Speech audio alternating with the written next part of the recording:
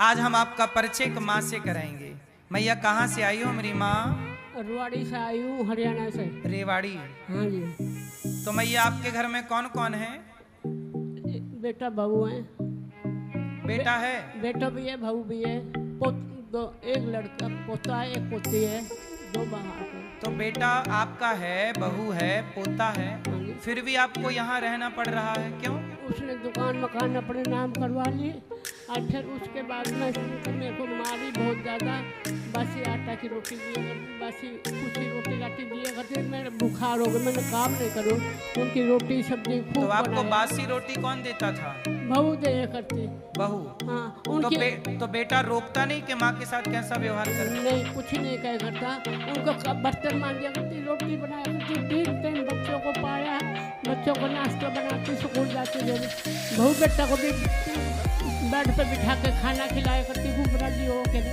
मेरा बस को ना रहे, मेरा बुखार चढ़ गया। उसके बाद में मैं काम नहीं करूँ। उस दिन बाद में मेरे को मारी बहुत ज़्यादा, रोज की मारी करती। तो आपको मारा? किसने मारा? छोरा ने मारी, बहू ने गाली काटी कि तू पड़ी पड़ी रोटी खाने लग रही है, कहाँ से आएगी? तेरे को काम करे ना कुछ ना, अगर मैं काम करे। बेटे ने मारा? बेटा ने मारे, बहू ने भी कही तू कहाँ से मिलेगा? तेरे को रोटी काम कर, बर्तन मांझ पहले, रोटी सब्जी बना, हमारे बाल का। बहू कहती कि पहले बर्तन मांझो फिर भोजन मिलेगा। हाँ। सोचिए, आज के जमाने में कोई व्यक्ति इतना स्वार्थी कैसे हो सकता है कि अपनी ही सास को, अपनी ही माँ को कहा जा रहा कि पहले काम करो फिर भोजन। बैठे बैठे देखो, एक बेटा भी अपनी माँ को नहीं खिलाना चाह रहा। कुछ बेटे ऐसे भी हैं। अन्नू बोले गोली खा ले, तू गोली खा ले, तेने कौन रखा है? कौन रोटी दे? कोई ना देवे, घर से निकल तो जा। ऐसा कौन बोला कि गोली खा लो? छोरो बोला घर से निकल जा, तेने कौन रोटी दे? कौन तो रखा गोली है? खा लो, गोली खा लो मतलब जहर की गोली खा ले। जहर? हाँ, जहर की बेटा बोला? बेटा बोला मैं काम ना करे। जब मैं बोली तने रोटी सब्जी बना बना कर दे, तेरे काम करे, जब तो तने कुछ भी ना खाई। अब मेरा बस को ना है, तेरे बाल की रोटी भी बनाई, सब कुछ करो, बच्चे ने पाल गई। जब तूने मेरे को गोली दे दे, रोटी नहीं दी, बोल घर से निकल जा, चल। और मकान दुकान भी ले लिया? दुकान मकान भी ले ली, मेरे मकान दुकान भी माँ का ले लिया और लेके बोला जहर खा लो। देखो, बेटा के पास ये माँ होती तो जहर खिला के मार ही डाला होता। ये तो गौरी गोपाल में है तो सुरक्षित और सुखी है, क्योंकि आप सब सहयोग करते हो, आप सब रोटी देते हो। तो इन माँओं के लिए गौरी गोपाल में चूल्हा जलता है। आप सहयोग नहीं करेंगे तो बताइए यहाँ चूल्हा कैसे जलेगा? माँ का भोजन कैसे बनेगा? मैया मारी मेरे बीच में छीट लग गया, मेरे कटोरा हो गया, ऐसा धक्को दिया। कभी फोन ऑन आया बेटे का? 3 साल हो गए, कभी नहीं आया। आपको गौरी गोपाल में कितना टाइम हो गया? मेरे को 3 साल हो गया। 3 साल? हाँ, मेरे को कोई चीज की तरफ यहाँ कोई दिक्कत तो नहीं है? कोई दिक्कत नहीं है। दूध चाय रोटी सब्जी फल फ्रूट सब कुछ मिलने लग रहा है। फिर आपको पूछते हो मैया क्या खाओगे क्या करोगे, सबसे पहले हमें पूछते हैं, बाद में खाना खाते हो आप।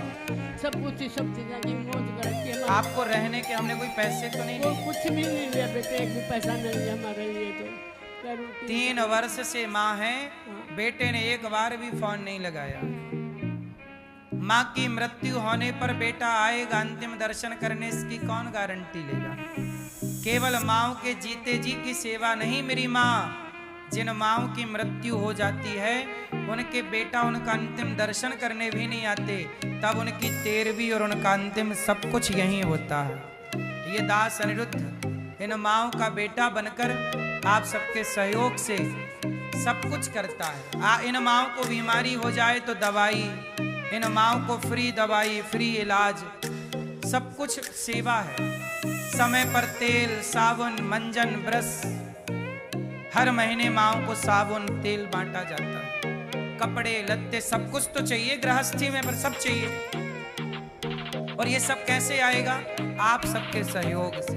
ये दास अनिरुद्ध यदि एक व्यक्ति खड़ा है ये सब कार्य करने के लिए, तो आप सब भी इस अच्छे कार्य में सहभागी जरूर बनिए, क्योंकि ये एक इच्छा भगवान की है। कुछ भक्तों ने मैया अब आप यहीं रहना मेरी माँ, ये दास आपका बेटा बनकर सदा आपकी सेवा करेगा। आप लोग भी एक माँ को गोद लीजिए कि एक माँ हमारी ओर से हम भोजन देंगे, एक माँ को हम दवाई देंगे, एक व्रत